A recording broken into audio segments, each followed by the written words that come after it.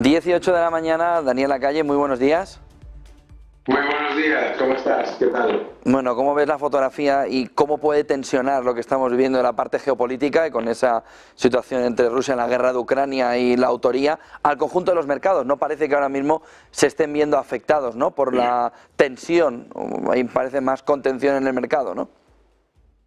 Normal en un mercado que ignora todos los riesgos geopolíticos y lo lleva haciendo mucho tiempo. Pero tú bien sabes que los riesgos se acumulan lentamente y ocurren muy rápidamente. Entonces, lo que tenemos que ser conscientes es que en el mejor de los casos, todos estos riesgos geopolíticos que se están uniendo y estamos ya hablando de una escalada de nuevo en un punto nuevo. Es decir, ya no estamos hablando de un evento, una guerra que ya está en marcha, etcétera. Estamos hablando de nuevos frentes, terrorismo y además en el que se involucran países que financian a esos grupos terroristas, etcétera, etcétera. Entonces, ¿qué es lo que ocurre?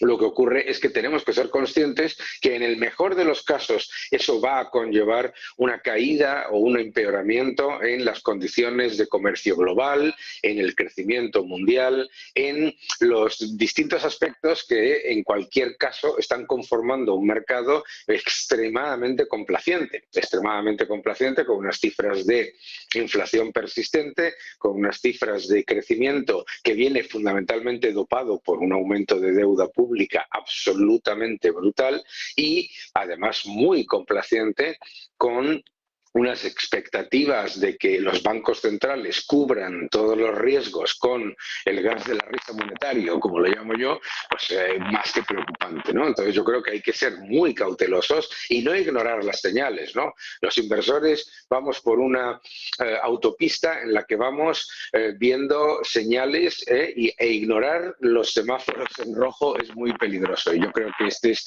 uno claramente que se añade a lo que viene conformándose como una polarización a nivel mundial en la que lo que nos habíamos acostumbrado a una especie de globalización y de entente cordiales se está convirtiendo en, ya son 3 y 4 frentes de riesgo geopolítico creciente y además no solamente creciente, sino creciente en intensidad. En este entorno, Daniel, comentamos esta mañana un gráfico del Instituto IEF en el que lanzaba la pregunta, y yo te la lanzo a ti, de por qué, si no estamos en un entorno de recesión, la Reserva Federal está emitiendo tanto en corto, que sería propio de un entorno de la crisis financiera del 2008 o entornos de recesión. ¿Por qué la Reserva Federal, por qué está Estados Unidos haciendo ese movimiento de emisión tan en corto si no estamos en un entorno de recesión?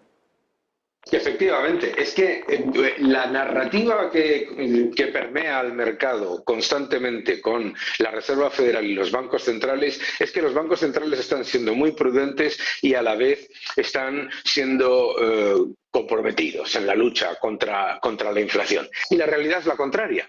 La realidad es que lo que tú acabas de comentar es extremadamente importante. Están pasando muchas cosas a la vez. Primero, la tenencia de inversores internacionales de bonos de Estados Unidos se está desplomando. Es decir, los japoneses, los chinos, etcétera, ya están comprando, no solamente comprando menos, sino no renovando bonos de Estados Unidos.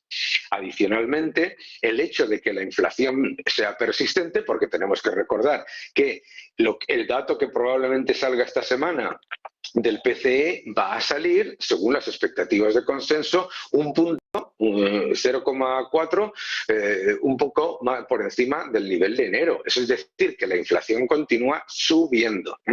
Y es importante, por lo tanto, ser conscientes de que los bancos centrales no están siendo hawkish, como se dice en el mercado, no están siendo duros, están siendo monstruosamente acomodaticios. Y lo que está haciendo la Reserva Federal es dar un mensaje hacia el público con respecto solamente a los tipos de interés, pero no dicen nada con respecto a la liquidez. Entonces, ¿qué es lo que está pasando? Lo que está pasando, efectivamente, es que los datos agregados de la economía norteamericana nos dicen que la economía va muy bien, ¿no? Que la economía está creciendo, que el empleo va bien, pero si miramos esos datos y los desagregamos un poco, resulta que el empleo hace ya 2 meses que fundamentalmente es todo temporal y además que la mayoría de la mejora viene de aumento del empleo público, 50.000 empleados públicos nuevos mensuales.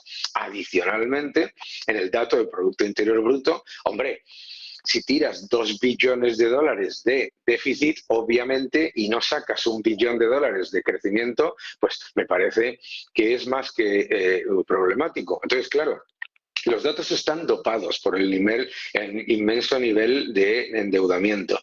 ¿Y qué es lo que pasa? Que lo que la Reserva Federal en realidad está diciendo con sus acciones, y el Tesoro te está diciendo con sus acciones, es que en Estados Unidos hay un problema en cuanto a la cantidad y el flujo de aumento de deuda pública, y además que en Estados Unidos hay otro problema, que es que los datos desagregados muestran que hay una recesión del sector privado, mientras los datos agregados te dicen que el crecimiento es relativamente robusto y el empleo es relativamente robusto. Es decir, esta política absolutamente descontrolada de disfrazarlo todo con el gas de la risa monetario y aumentando masivamente el gasto público y la deuda en periodo de recuperación.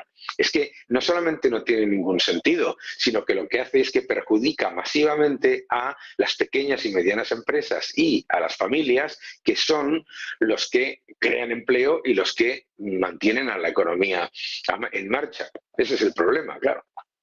Me resisto, Daniel, a pedirte una valoración sobre lo que está sucediendo alrededor del bloqueo de Telegram, por si nos puedes dar tu visión de lo que está sucediendo. Bueno, lo primero que tenemos que entender es que es una medida completamente desproporcionada ante una denuncia por parte de unos medios de comunicación que se pida el cierre de una aplicación. No tiene ningún sentido. Una medida completamente desproporcionada y sobre todo es una medida muy peligrosa. Porque claro, aquí se está literalmente abriendo la puerta a que vía judicial se pueda atacar a la libertad de expresión de los ciudadanos. Yo creo que hay toda una serie de medidas que se pueden tomar por parte tanto del juez como por parte de las autoridades para dirimir si existe mérito en la reclamación de los medios de comunicación, que es también perfectamente legítima.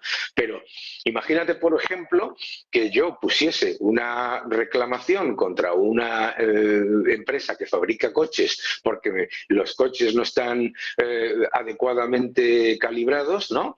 Y decidiesen cerrar todas las carreteras de España. No tiene ningún sentido, ¿verdad? Bueno, pues es que estamos hablando de eso. Pero el problema para mí no es tanto la desproporcionada de la medida, que lo es.